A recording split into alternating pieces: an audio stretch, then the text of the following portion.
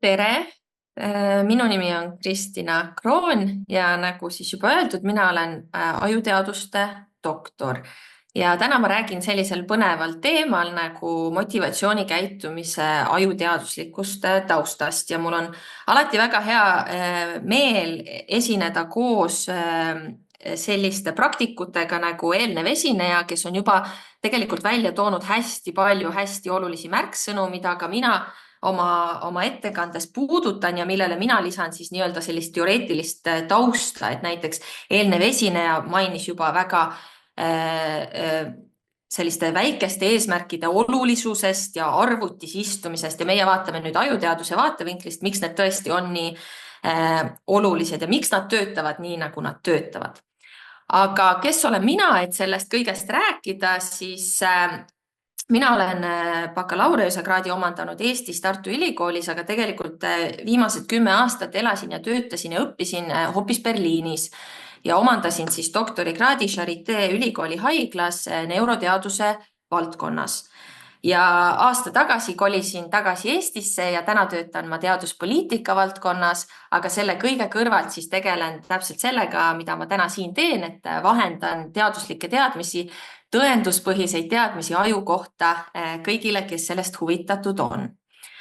Aga kui me liigume nüüd siis tänase teema juurde, siis alustada tuleb muidugi sellest, et kuidas see aju üldse töötab, sellepärast et aju sellisest toimimisest tegelikult sünnib see, kuidas meie kogeme maailma. Nii et vaatame lähemalt. Meie aju koosneb 86 miljardist ajurakust ehk neuronist ja need on sellised erilist tüüpi rakud meie kehas, millel on võime vastu võtta ja edasi kanda elektrilisi signaale. Ja sellest mikroskoobist tehtud videost siin me näeme, kuidas ajurakud löövad helendama, kui neid läbib elektriline voog.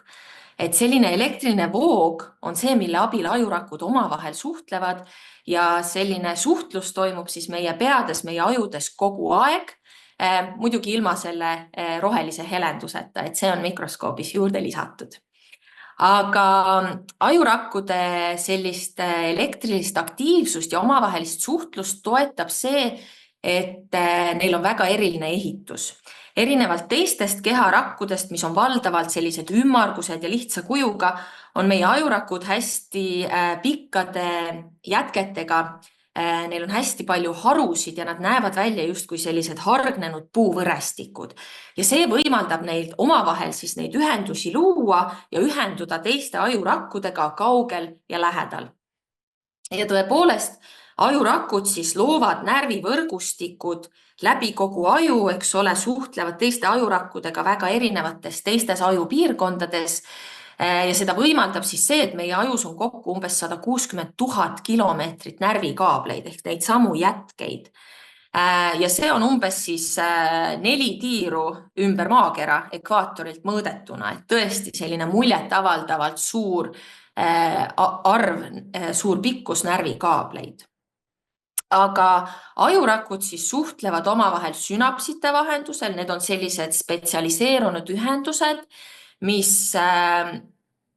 kus siis ühe ajuraku sellist signaali välja saatev osa puutub kokku teise ajuraku signaali vastuvõtva osaga ja toimub elektrilise aktiivsuse ülekanne. Aga see elektriline aktiivsus ei voola lihtsalt sellise elektrilise voona, et selles mõttes ajurakud ei ole päris nagu elektrikaablid, vaid nad kasutavad midagi natukene elegantsemat ja nad kasutavad selleks siis ajukeemilisi ühendeid ehk virgatsaineid.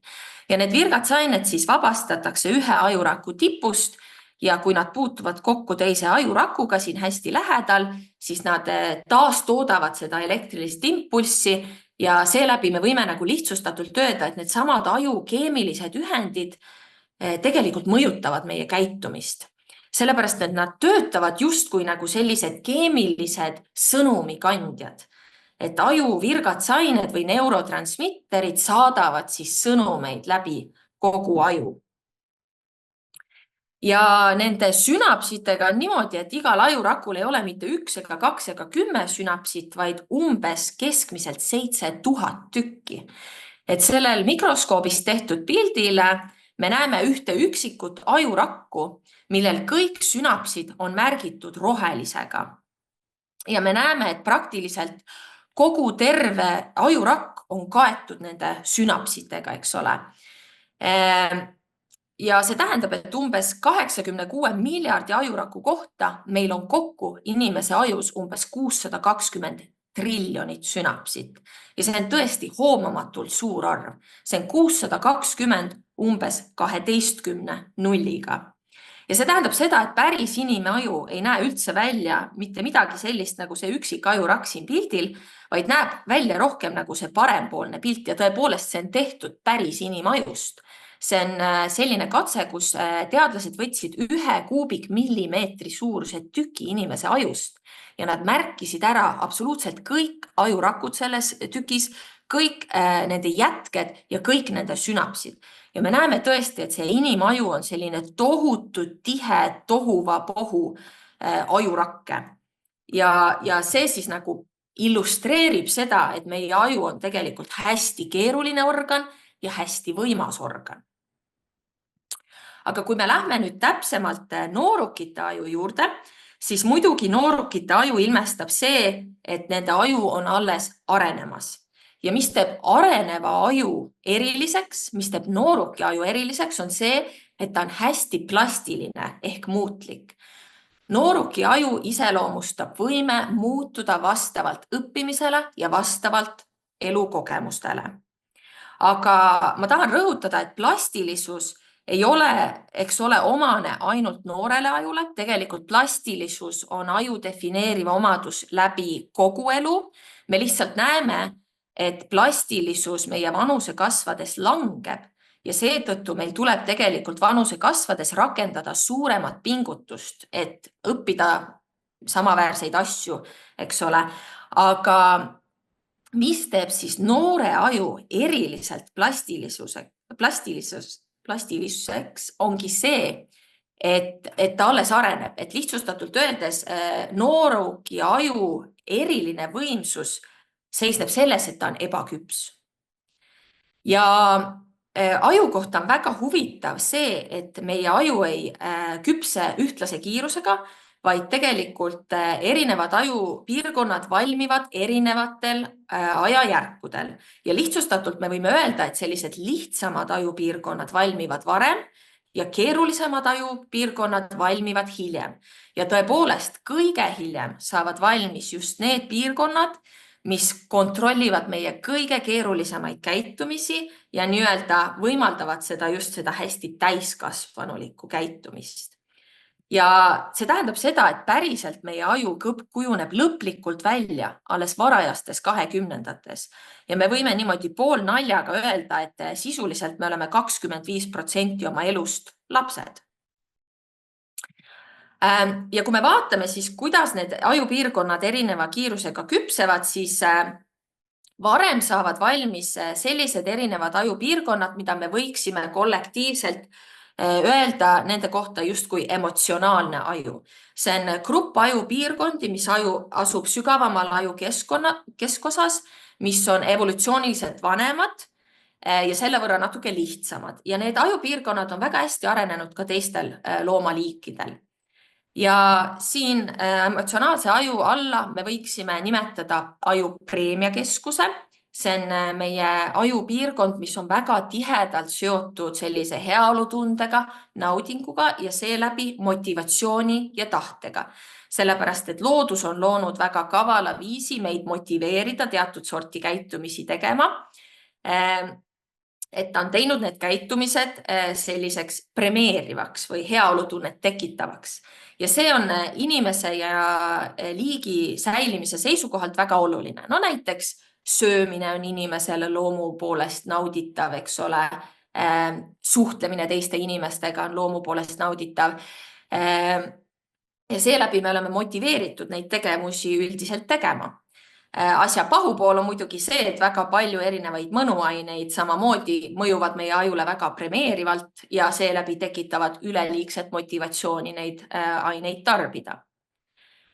Teine piirkond siin on mandelkeha, mis ongi oma nime saanud selle järgi, et ta on selline hästi väike mandlilaadne struktuur ajus, aga ehkki ta on väike, siis ta tegelikult vahendab väga võimsaid emotsioone. Ta on selline, teda võib nimetada meie aju selliseks emotsioonide reaktiivseks keskuseks. Ja väga tihedalt on ta seotud just negatiivse fooniga emotsioonide vahendamisel, nagu näiteks hirm, raev, viha. Ja mandelkehal on ka evolutsiooniline eesmärk, ta toimib just kui meie aju selline häirekell. Ta annab meile märku, kui midagi on võib-olla valesti ja tihti käivitab sellise võitle või põgene reaktsiooni. Ja see on muidugi oluline indiviidi ellujäämiseks, eks ole. Aga kuivõrd me elame täna hästi turvalises maailmas, siis on tihti selle piirkonna ületalitlus tihedalt seotud selliste vaimse tervise muredega nagu näiteks ärevushäired. Ärevushäired, lihtsustatult võime öelda, ongi selline aju pideva häirekella töötamine. Aga emotsionaalse aju siis saab valmis võrdlemisi varakult, see on sellistel lapse ja teismelise eas väga hästi meil juba arenenud ja seeläbi, eks ole, lapsed ja teismelised on väga juhitud oma käitumises sellise motivatsiooni ja emotsioonide poolt. Mis valmib hiljem, on mõtlev aju. See on selline piirkond, mis on siis meie aju kõige peamise osa, kõige eesmine osa. Hellitavalt me kutsume teda ka nagu looduse kroonjuveeliks, sest see on tõesti evolutsiooni selline tippsaavutus. See on arenenud välja kõige hiljem, teistel loomaliikidel teda sellisel kujul ei esine ja me võimegi öelda piltlikult, et see on see, mis teeb inimesest inimese. See piirkond võimaldab selliseid väga keerulisi käitumisi, nagu näiteks tähelepanu hoidmine ja suunamine, planeerimine, sealjuures planeerimine nii lühi kui pikaajaliste plaanide tegemine, et inimene ei suuda mitte ainult mõelda sellest, mida ta täna õhtul süüa teeb, vaid ka sellest, et kus ma tahaksin olla 5 või 10 aasta pärast, eks ole. See piirkond võimaldab väga keeruliselt reguleerida meie oma käitumist ja emotsioone, et me ei ole juhitud pelgalt ainult oma instinktide või emotsioonide poolt nagu teised loomaliigid, vaid me suudame seda käitumist ja emotsioone, eks ole, reguleerida, alla suruda, suunata. See piirkond võimaldab inimesel olla hästi loominguline, me võime oma peas rännata minevikku ja rännata tulevikku, me suudame kujutada asju ette, me suudame luua asju, mida ei olegi maailmas, eks ole, veel olemas. See on selline väga keeruline, abstraktne mõtlemise protsess. See piirkond võimaldab ka meil analüütiliselt mõelda ja teha väga keerulisi otsuseid, et iga otsus on tegelikult väga keeruline mõtlemise protsess, sest me peame kaasama väga suurt hulka erinevat informatsiooni, eks ole, ja mõtlema ja kaalutlema, mis on siis meile oluline. Tihti elus ju ei tule valida hea ja halva vahel. Vahepeal peame valima halva ja veel halvema vahel või hea või veel heama vahel. Et kuidas siis seda otsust teha, see on sellise ajupiirkonna oluline töö. Ja kui me räägime nagu aju arengust, siis väga oluline ongi see, et need piirkonnad, eks ole, suhtlevad väga tihedalt omavahel. Ja aju areng või küpsemise jooksul väga oluline protsess ongi see, kuidas küpsevad nende ajupiirkondade vahelised ühendused. Ja me mõistame selle all just seda, et mõtlev aju võtab täiskasvanuks saades üha suurema rolli meie käitumise suunamisel ja ta suudab kontrollida selle emotsionaalse aju tegevust. Ja see tähendabki seda, et nooruki aju üks eripäradest on see, et nooruki käitumine on rohkem juhitud preemiakeskuse ja mandelkeha poolt. Et see mõtlev aju ei ole veel nii hästi oma täitvõimsust saavutanud ja ei kontrolli veel nii hästi nende ajupiirkondade tööd. Ja seetõttu iseloomustab väga palju noorukite käitumist, eks ole see, et nad on rohkem juhitud emotsioonide poolt. Nad otsivad väga palju uudsust, nad võivad käituda impulsiivsemalt ja võtta rohkem riske. Nad otsivad väga palju sotsiaalset tunnustust, sest see on nende ajule hästi premeeriv, rohkem premeeriv kui täiskasvanule. Ja seda iseloomustab selline erilist tüüpi motivatsioon või tegutsemistahe, mis ei pruugi alati olla motivatsioon sellel suunal, mida meie võib-olla täiskasvanutena tahaksime, et nad omaksid. Aga asja iva on siis see, et nende ajud tegelikult väga palju otsivad kogemusi, mis tekitavad hästi tugevaid tundeid ja sensatsioone, sest need tugevad tunded ja sensatsioonid on nende ajule hästi premeerivad, hästi heaolutunnet tekitavad. Aga väga oluline on, et me mõistaksime, et see ei tähenda üldse seda, et noored oleks rumalad, eks ole, ja et nad ei mõistaks vahet hea ja halva vahel. Vastupidi, noored mõistavad väga hästi vahet hea ja halva vahel, et kui sa istud nendega maha ja sa räägid nendega läbi, et kas joobes inimese autosse on mõistlik istuda, siis nad saavad ju väga hästi aru, et see ei ole mõistlik. Probleem tekib selles, et nad ei pruugi suuta selles ajahetkes õigesti otsustada, sest nende aju, eks ole, ja käitumine on juhitud selle sama riskide võtmise impulsiivsuse poolt. Et seega väga paljud sellised nooruki käitumise eripärad võivadki olla tingitud sellest. Mis juhtub, kui me saame täiskasvanuks, ongi see, et arenevad välja need mõtleva aju võime kontrollida seda preemiakeskust ja mandelkeha ja sellega saabub suurem eneseregulatsiooni võime. Inimene hakkab tegema kaalutletud otsuseid ja hakkab rohkem juhinduma distsipliinist. Ja see tähendab seda, et täiskasvanuks saadeks tegelikult meil saabub võimekus häälestada oma aju rohkem selliste pikaajaliste plaanide järgi, et me enam ei ela hetkes. Ja sellega kaasneb võimekus teha seda, mis on õige, isegi siis, kui see on hetkel raskem valik.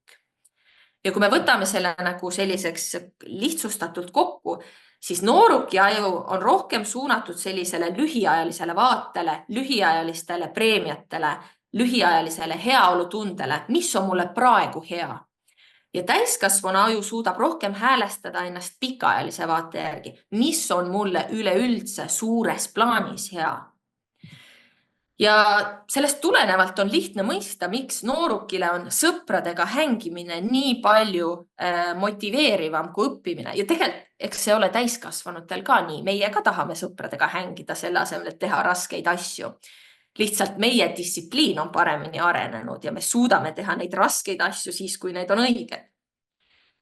Sellepärast, et see sama ratsionaliseerimine, planeerimine, eesmärgistamine ja strateegiline mõtlemine, need on nooruki ajus alles väljatöötamisel ja nad ei suuda seda nii hästi kontrollida kui meie.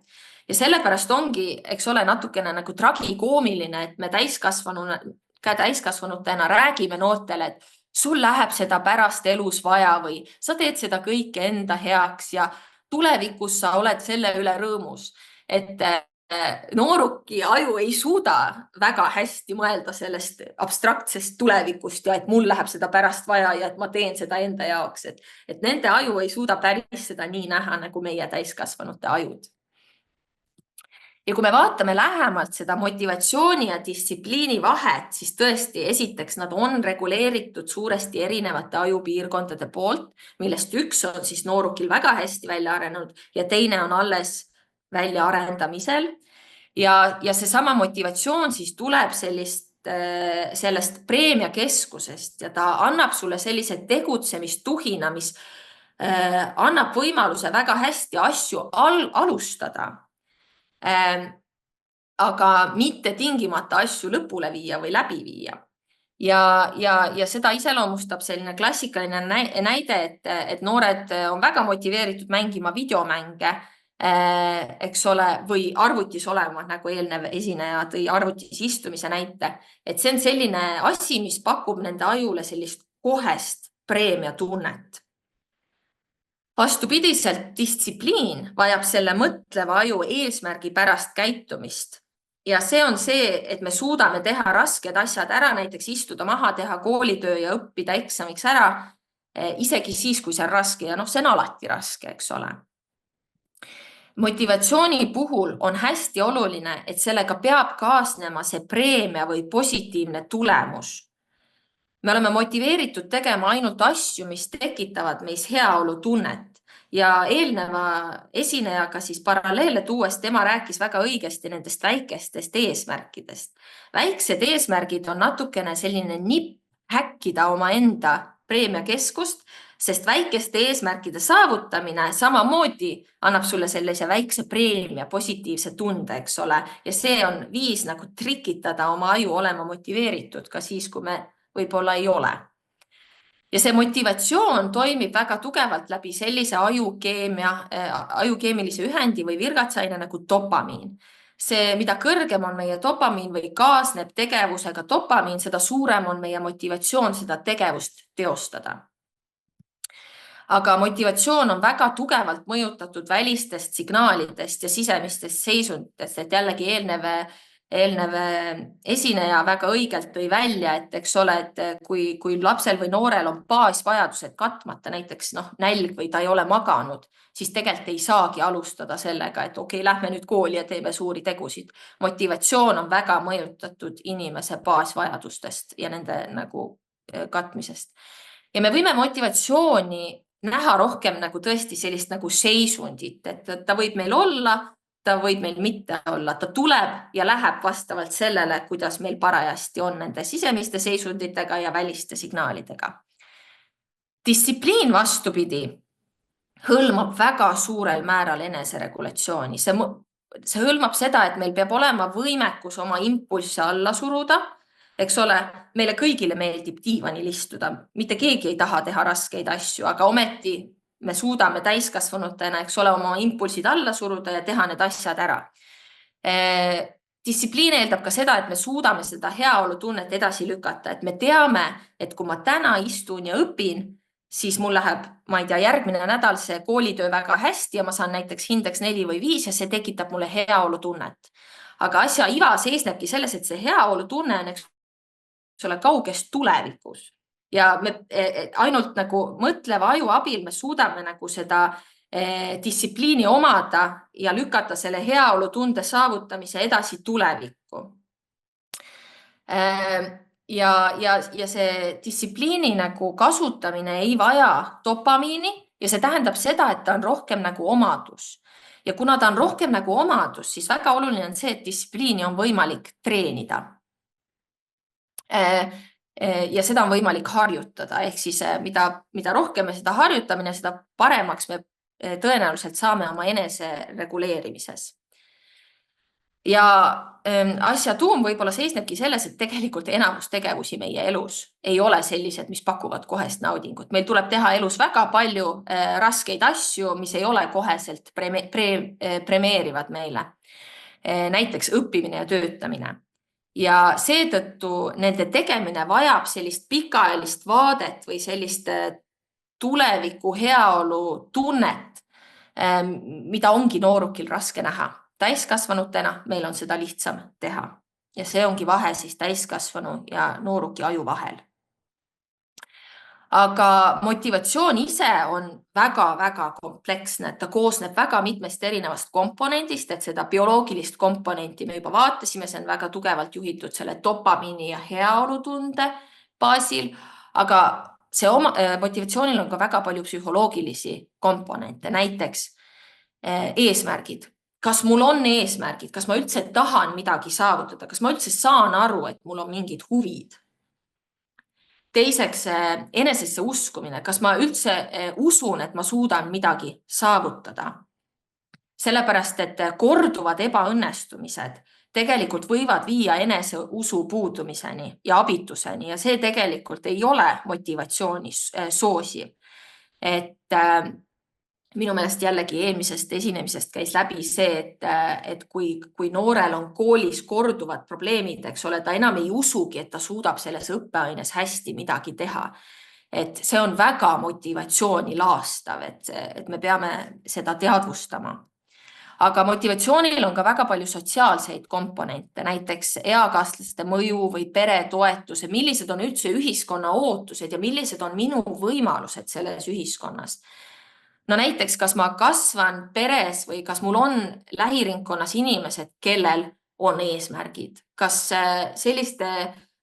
koolis käimine, diplomi saamine või kõrgkooli astumine on üldse minu lähiringkonnas miski, mis on eeldatud või soovitud? Ja lisaks ka, kas mul on ressursse kas minu tulevikku üldse kuulub võimalus minna kõrgkooli, kas mul on võimalus ennast toetada läbi selle, ehk siis kas mul on mõtet pingutada. Ja väga palju just motivatsiooni puhul võivad saada määravaks need sotsiaalsed ja strukturaalsed takistused, et ongi, et väiksem selline sotsiaalmajanduslik võimekus, eks ole, võib olla noorele väga ebamotiveeriv, kui ta teab, et ta võib-olla ei suudagi kunagi ülikoolis õppida või tal puuduvad sellised võimalused. Seega ma tahaksin, et me peaksime kogu aeg oma ajudest tegelikult küsima seda küsimust, et kas motivatsiooni puudumine need noortel on põhjus või tagajärg. Et ma arvan, et ta on mõlemat. Aga motivatsiooniga on siis hulk selliseid murekohti. Näiteks see, et tegelikult mingil määral siiski on meie ajudesse sisse kodeeritud see mõningane laisklemine. Et meie ajud, me peame mõistma, et meie aju on meie suur juht ja tema ülesanne on ka ressursse optimeerida. Ja tihti võib olla meil parem, eks ole, neid ressursse säästa ja lihtsalt diivanil oleskleda.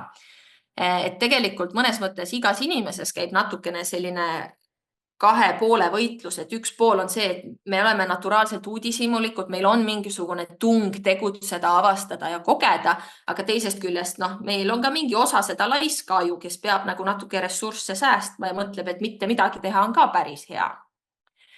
Teine mõte, mis ka juba läbi käis, on see, et tegelikult me peame mõistma, et motivatsiooni ja päris eesmärkide ja oluliste asjade täitmisel on tihe konkurents tegelikult nii-öelda odava dopamiiniga, et me elame maailmas, kus meil on väga palju selliseid tegevusi, mis meie ajule on naturaalselt hästi palju preemiat pakkuvad ja mis tõesti juhivad meie tähelepanu kõrvale olulistelt tegevustelt. Näiteks, eks ole, alustades siis mõnuainetega, mis on ajule väga sellised natukene naudingutunnet pakkuvad, aga ka näiteks sotsiaalmeedia, arvutid, videomängud, need kõik on disainitud tegelikult hoidma meie tähelepanu lõksus. Nad pakuvad meile sellist odavat dopamiini ja natuke tekitavad selliseid sõltuvuslaadseid seisundeid ja tihti hoiavad meid lõksus, et ongi, et see noore ajule on see videomängude mängimine nii premeeriv, et ta ei viitsigi minna sinna õppima, et see konkurents ei ole aus nende kahe tegevuse vahel, eks ole, sest üks nõuab pingutust ja teine lihtsalt annab sulle lihtsalt ja odavalt seda mõnutunnet. Ja kolmas faktor, millest kindlasti peab rääkima, on need sisemised ja välimised faktorid, mis mõjutavad motivatsiooni ja siin ma tahaksin eriliselt välja tuua motivatsiooni seost vaimse tervise häiretega.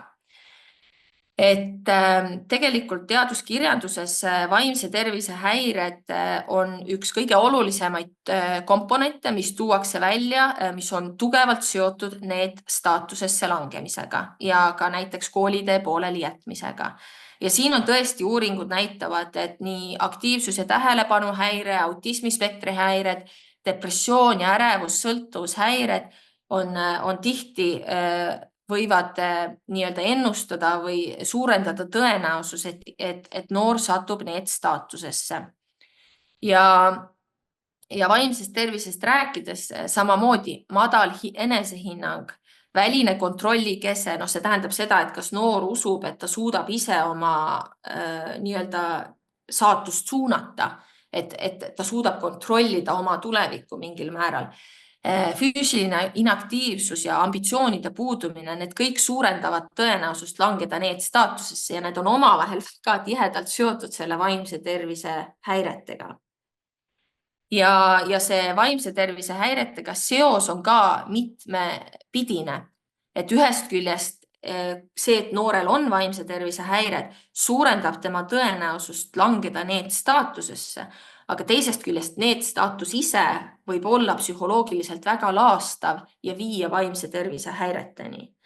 Aga tänane teaduskirjandus ennekõike toob välja sellise väga olulise murekoha, et kui noorel juba on vaimse tervise häired, siis tal on suurem tõenäosus langeda need staatusesse. Ja ma tahaksin välja tuua selle vaimse tervise häirete seose motivatsiooniga. et ma tahan väga oluliselt rõhutada seda, et esiteks vaimse tervise häired on päris häired. See tähendab seda, et nende puhul me näeme päris erisusi aju toimimises ja sellest tulenevalt nad mõjutavad motivatsiooni. Ma illustreerin seda depressiooni näitega. Depressioon on selline haigus, mille puhul me näeme teisenenud aju aktiivsust 3 võtmepiirkonnas. Esimene võtmepiirkond on seesama mandelkeha, mäletate, ma rääkisin sellise aju häirekell. See tähendab, et depressiooni puhul me näeme mandelkeha sellist üleaktiivsust.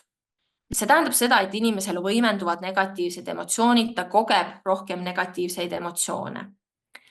Teine muutus, mis me näeme, on, et seesama mõtlev aju töötab nii-öelda natukene alavõimsusel. See tähendab seda, et ta ei suuda enam nii hästi reguleerida ja ratsionaliseerida seda mandelkehast tulenevat negatiivset emotsiooni. Ja kolmas muutus, mis me näeme, on see, et depressioonis aju puhul tegelikult see aju preemiakeskus ja dopamiin töötavad alavõimsusel. Ja see tähendab seda, ja see on ka üks depressiooni keskseid sümptomeid, on see, et sellele inimesele ei paku tavapärased tegevused enam sellist tavalist naudingut või heaolutunnet. Ta ei suuda enam leida heaolu tavapäraselt meeldivates asjades, nagu näiteks kas või suhtlemine või liigutamine, isegi toitumine või söömine ei pruugi enam olla nagu naudingut pakkuv. Ja sellest tulenevalt tegelikult väheneb nende tahtmine ja motivatsioon asju teha, sest nende aju ei kodeeri enam asju premeerivatena. Ja seega tõesti väga oluline on see, et depressioon ja motivatsioon on tihedalt seotud nii aju kui käitumise tasandil. Teine näide, mis ma tahaksin tuua, on aktiivsus- ja tähelepanuhäire, et sellest me räägime hästi palju täna. Aktiivsus- ja tähelepanuhäire puhul me näeme samamoodi selliseid süstemaatilisi muutusi 3 võtmepiirkonnas. Esimene võtmepiirkond on selline, mis väga tugevalt on seotud motoorikaga ja liigutamisega ja see piirkond nüüd töötab natukene aktiivsemalt, kui ta peaks, mis arvatakse olevat seotud sellesama hüperaktiivsuse komponendiga selles ATH häires. Teine muutus, mida me näeme, on see, et aktiivsus- ja tähelepanuhäire puhul aju preemiakeskus töötab natukene ületalituslikult ehk natukene liiga aktiivselt ja sellest tulenevalt tekivad sellised tüüpilised sümptomid nagu näiteks impulsiivsus ja selline janu selliste koheste preemiate järgi, et inimene saab hästi palju erinevaid tegevusi algatada, aga ta ei suuda neid lõpule viia. Ja ta ei suuda neid lõpule viia sellepärast, et me näeme sellesama mõtleva aju alatalitlust. See piirkond, mis peaks tegelema planeerimise ja otsustamise ja eesmärgipärase käitumise suunamisega, eks ole, töötab väiksemal võimsusel. Ja sellest tulenevalt depressiooni või ATH puhul me ei räägi niivõrd nagu muutuses motivatsiooni tasemes, vaid pigem selles, et inimesel võib olla raskusi selle motivatsiooni hoidmise ja suunamisega, tõesti tegevuste nagu lõpule viimisel ja ära tegemisel. Ehk siis 2 sellist erinevat näidet sellest, kuidas vaimse tervise häired on tihedalt seotud motivatsiooniga ja võimekusega tegevusi teha, algatada ja lõpule viia. Ja see toobki mind kokkuvõtteni, et meie õnneks tegelikult aju on plastiline läbi elu ja see tähendab seda, et me saame alati natukene muutuda. Meil on alati võimekus midagi õppida ja enda juures muuta. Ja oluline on see, et me mõistaksime, et motivatsiooni puudumise põhjuseks ei pruugi olla laiskus, et tihti ei olegi see laiskus. Et seal saavad määravaks võib-olla psühholoogilised või isegi psühhiaatrilised komponendid. No näiteks, kas noor üldse usub endasse, kas ta näeb võimalusi. Et need on tegelikult, me võime neid mõista kui mõttemustreid, need on noore uskumused enda kohta, need on see, kuidas ta mõtleb iseendast. Aga need on mõttemustrid, mida me tegelikult saame ümber õppida. Ja see tähendab seda, et tugiteenused ja sellised suunatud sekkumised on tegelikult äärmiselt olulised. Me saaksime pakkuda psühhiaatrilist ja psühholoogilist abi ja toetada neid noori vastavalt sellele, et millised on nende põhjused mitte olla motiveeritud. Ja lisaks ka ma arvan, et selline alusteadmised ajust aitavad meil paremini nagu toetada inimeste mõistmist, et alustades sellest, et vaimse tervise häired ei ole mingid välja mõeldud abstraktsed haigused, vaid neil on päris bioloogilised, eks ole, põhjused. Ja eriti plastiline on siis noore aju, mis tähendab seda, et mida varem me teeme neid sekkumisi ja neid tugiteenuseid, seda potentsiaalselt parem võib olla see tulemus. Ja ma jõuangi kokkuvõtteni, et ma olen teile täna näidanud, et meie aju on selline imeline võimas organ, mis koosneb miljarditest ajurakkudest, mis omavahel suhtlevad triljonite sünapsite vahendusel ja see aju jaguneb mõnevõrra sellisteks funktsionaalseteks piirkondadeks ja nooruki aju iseloomustab siis see, et emotsionaalne aju küpseb mõnevõrra varem kui seda keerulist enesekontrolli võimaldavat mõtlevat aju ja see väga hästi ilmestab siis eripärasid ka noorte käitumises. Ja motivatsioon on hästi keeruline seisund, mis on mõjutatud mitmetest bioloogilistest, psühholoogilistest ja sotsiaalsetest teguritest. Ja üheks oluliseks teguriks, mis mõjutab motivatsiooni, on just vaimse tervise häired, mis on ühtlasi üheks suurimaks riskiteguriks NEET-staatusesse langemisel. Ja ma näitasin teile, kuidas vaimse tervise häired võivad mõjutada otseselt motivatsiooniga seotud ajupiirkondi. Ja meie õnneks siis ajuplastilisus annab meile võimaluse luua sekkumisi, mitte ainult nooruki eas, aga ka läbi elu ja seeläbi neid inimesi aidata. Ma tänan teid kuulamast ja ma ootan teie küsimusi. Aitäh, Kristina, väga põneva ettekande eest. Meil on nii mõnigi küsimus siia tulnud ja esimeseks, et kui palju on motivatsioon kaasasündinud versus kas see kujuneb keskkonnas?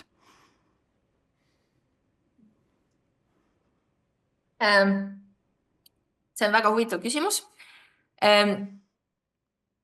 Ma arvan, et me saame, kõik asjad on mingil määral kaasasündinud selles mõttes, et meil on mingisugune geneetiline baas, eks ole. Aga ma arvan, motivatsiooni puhul see ei saa määravaks, et motivatsiooni puhul me räägime tõesti rohkem seisundist. Ta on mõjutatud väga palju just sellest hetkest, mitte isegi keskkonnast, vaid tõesti hetkest. Et nagu ma ütlesingi, et motivatsioon on rohkem nagu selline nagu tuju, mis tuleb ja läheb vastavalt sellele, milline hetk meid ümbritseb, millised tingimused meid ümbritsevad. Järgmine küsimus on selline, et kuidas mõjutavad ekraanid ja kohene rahuldus, näiteks sotsiaalmeedia, mängud ja nii edasi noorte motivatsioonisüsteemi? Ja väga oluliselt mõjutavad, sellepärast et kõik need seadmed, kõik need äpid, sotsiaalmeedia on disainitud just selleks, et meie selle preemiasüsteem töötaks kogu aeg täiel vungil. Et kui me mõtleme näiteks sotsiaalmeedias kõik need likeid ja südamed ja kommentaarid, eks ole, mis meie telefoni ekraanile notificationitena kogu aeg ette hüppavad, on kogu aeg ajule sellist uudsust ja põnevust pakkuv. Aju on hästi uudishimulik organ, talle väga meeldivad sellised asjad. Ja see pakub kogu aeg sellist väikest dopamiini. Ja see hoiab meid lõksus nendes tegevustes. Ja see teeb jällegi veel raskemaks teha nagu päris asju, sest päris asjad on mõnevõrra rasked ja ei paku kohest rahuldust, et see konkurents on äärmiselt ebavõrdne. See ongi raske. Tundub küll, jah. Aga kas ongi normaalne, et noor on kogu aeg ooterežiimis, mitte kogu aeg, vaid et ongi ooterežiimis, et kuidas siis eristada passiivsust sellest, et kas nüüd peaks sekkuma? Ma ei tea, kas ma mõistan, mis on ooterežiim. mis see tähendab? Siin on jutumärkides niimoodi ooterežiim, et ta kogu aeg ootab midagi, et justkui, et noh, näiteks ma võin näitena iseenda tööst tuua, et ma ootan näiteks, et kui ma saavutan mingi tulemuse ära või et ma ootan mingi asja lõppemist, et ma ei tegutse enne, kui mul on see mingi asi saavutatud ja see asi võib olla päris kaugel ajalises mõttes, et see võib olla aasta pärast, 1,5 aasta pärast ja nii edasi. Ahah, et siis nagu seni, noh, et põhimõtteliselt ootab, et midagi lihtsalt iseeneseslikult juhtuks või? Et näiteks ühe eesmärgina, et noor ootab, et kuni ta kaitseväkke saab, mis võib juhtuda 1,5 aasta pärast, et aga enne seda ta justkui, tema eesmärk on see 1,5 aasta järgne eesmärk, aga enne justkui midagi muud ei tee. Nojah, see tundub mulle nagu selline eesmärkide nagu puudumine, et selle vahelisel ajal siis nagu justkui lihtsalt eksisteerid, eks ole. Et ma arvan, et see võib olla seesama nagu psühholoogiline komponent, et noor ei oska midagi tahta või mingeid eesmärke omada. Et noh, ma arvan, et see ei ole tingimata nagu naturaalne seisund, et enamus noori on juhitud väga sellise motivatsiooni poolt, et meile on tegelikult evolutsiooniliselt sisse kodeeritud, et me peaksime olema sellised avastajad ja kogejad ja tahtma teha asju. Et ma vaataks seal just selliste psühholoogiliste komponentide poole, et siin kindlasti on praktikud targemad kui mina. Aga miks oleks nendel samadel praktikutel ja spetsialistidel vaja teada seda ajuteaduslikku tausta, et mis on sinu arvamus? Minu arvamus ongi see, et nad moodustavad sellise imeilusa sümbioosi, et mulle alati meeldib esineda konverentsidel, kus on praktikud kõrval, sest minu enda eriala on hästi teoreetiline, et meie võime rääkida, kuidas ajus asjad toimuvad, aga päris elu ja päris inimesed on palju komplekssemad ja seal on selles mõttes hästi hea, et saab seda praktiku vaadet juurde. Ja praktik saab sulle rääkida sellest, kuidas asjad on, kuidas noored toimivad, aga mina saan rääkida sellest, et miks see nii on, eks ole, et kui praktikud räägivad, et noored on arvutites kinni, siis mina saan rääkida, et nad on kinni sellepärast, et see arvuti pakub neile dopamiini, mis on äärmiselt premeeriv ja see tekitab sõltuvust mingil määral. Et ma arvan, et need moodustavad sellise perfektse sümbioosi, et meil tekib teadlikkus, miks asjad on nii, nagu nad on. Ja viimane küsimus, et sa nimetasid ennast küll mitte praktikuks, aga siin on selline praktiline küsimus, et kas on jagada häid trikke, et kuidas rahuldust edasi lükata, rahulduse tunnet? Aga miks peaks? Kui saab, et nagu selles mõttes